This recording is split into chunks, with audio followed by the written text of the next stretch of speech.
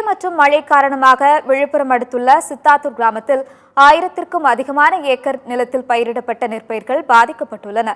இதனால் பெரும் இழப்பை சந்தித்துள்ள விவசாயிகள் தங்களுக்கு உரிய நிவாரணம் வழங்க வேண்டும் என சத்தியம் தொலைக்காட்சி மூலம் அரசுக்கு கோரிக்கை விடுத்துள்ளனர்.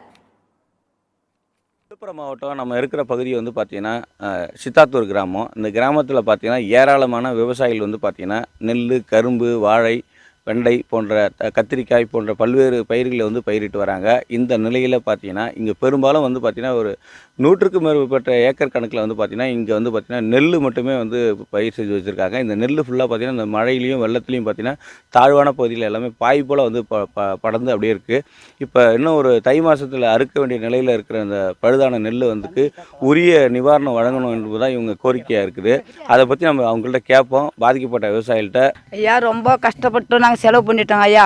ஒன்றும் கை கேட்ட பொருள் வாய் கேட்ட அளவுக்கு ஆகிப்போச்சு.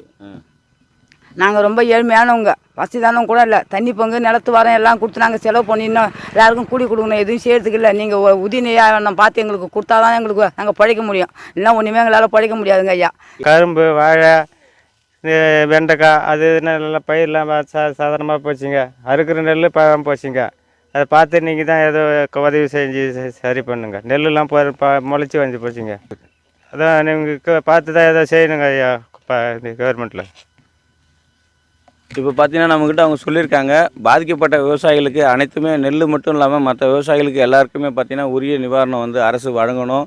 உதயநிதி அவர்கள் வந்து வழங்கணும், துணை முதல்வர் அவர்களுக்கு மற்றும் தமிழக முதலமைச்சர் வழங்கணும் என்று தான் இந்த விவசாயிகள் கோரிக்கையாக இருக்குது.